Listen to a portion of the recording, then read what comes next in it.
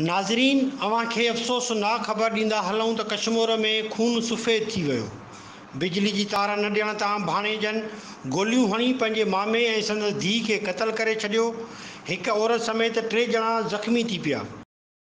SS news जे reporter Syed मुजतबा Shah मूजिब कंदकोट वेझो कश्मीर थाणे जी हद ॻोठ लालखान चाचड़ में चाचड़ बिरादरी जी ॿिनि धुरियुनि मामनि ऐं भाणेजनि में बिजली जी तार जे मामले तां झेड़ो थी पियो।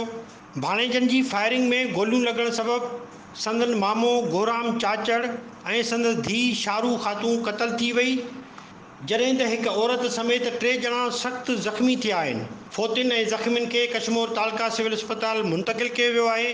हिन वक़्तु धुरियुनि में छकताण वारी सूरतहाल आहे।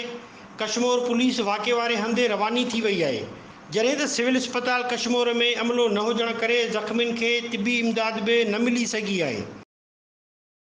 नाज़रीन, अव्हांखे हिकु भेरो ॿीहर अफ़सोसनाक ख़बर खां आगाह कंदा हलूं त कंदकोट वेझो कश्मीर थाणे जी हद ॻोठ लालखान चाचड़ में चाचड़ बिरादरी जी ॿिनि धुरियुनि मामनि ऐं भाणेजनि में बिजली जी तार जे मामले तां झेड़ो थी पियो।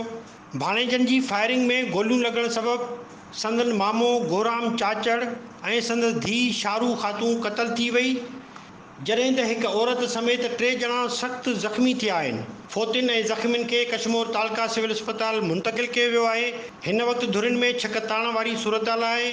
कश्मीर पुलिस वाक़े वारे हंधि रवानी थी वई आहे, जॾहिं त सिविल अस्पताल कश्मीर में अमलो न हुजण करे ज़ख़्मियुनि खे तिबी इमदाद बि न मिली सघी आहे।